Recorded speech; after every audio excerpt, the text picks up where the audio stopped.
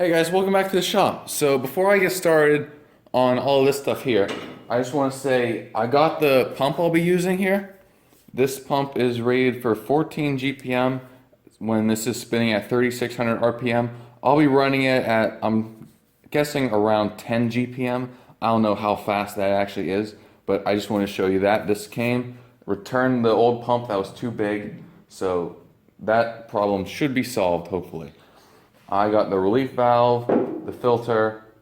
So now let's get into the drive sprockets, which is what I've been working on. So in other videos, I showed you how I mounted the wheel motors, the drive motors onto the side of the tank here with the shaft coming out of the side of the tank like this. This is obviously way too short though, so what I did is had to extend this. So this is a 1-inch shaft coupler, just straight 1-inch keyed shaft. That's a 1/4 inch keyway running through the whole thing. And then, so this goes right onto here. And now this is just some 1-inch bar stock, just regular like mild steel or something. And I milled in this keyway here, 1/4 inch, and I made this key for it too. So that fits in just like that, and this now goes on to here. And this is also keyed here too. I just don't have the key in it there, but this will all lock into place when it's together properly. When it's together how it will be together. And now, the drive sprockets here are made of like some high density plastic. I don't know exactly what the name of the plastic is, but it's a high density plastic material, very strong, sturdy. This is what other people I've seen on YouTube use for drive sprockets on similar homemade tanks like this. So I'm thinking this should work pretty good. It seems very strong. And I have two of these, as you can see. One of them is drilled out at 1 3/4 inches, I think, because it'll go on like this over top of the shaft coupler. And this one is drilled out at 1 inch. So it'll go on the 1-inch part of the shaft, like this. And then what I made were these two plates. These are 1/4 inch plate. This one is 1 3/4 inches, this one's 1 inch. And that goes over here, like that, and the drive sprocket will be bolted onto each of these plates.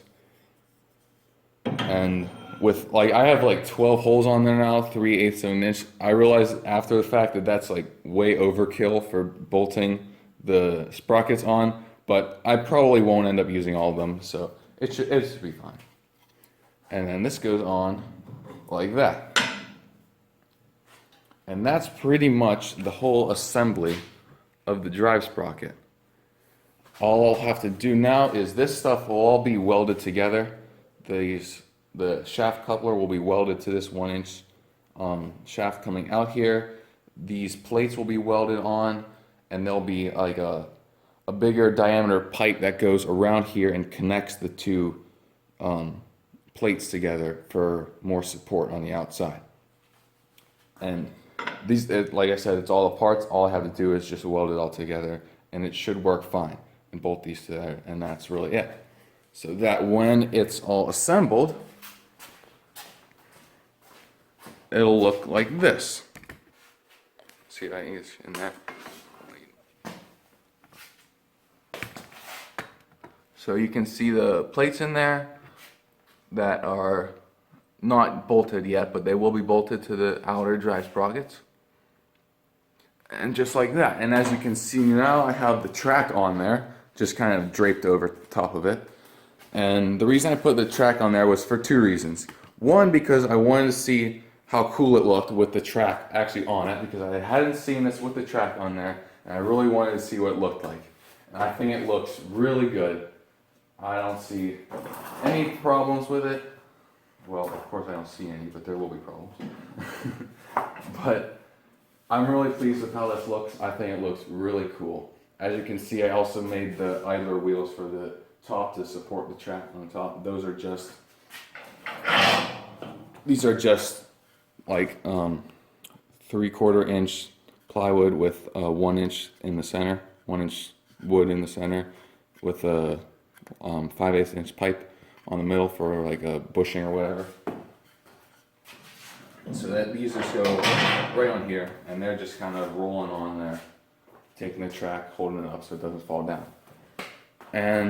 But the main reason I put the track on there is so that when I do attach weld all this stuff together, I need to have it aligned properly. So that by having the track on here, I'm able to see where everything needs to be aligned, and I can just tack weld it while the track is on there so that I have the positions all correct, and then go around and weld it completely so that I know it'll all be aligned like it has to be.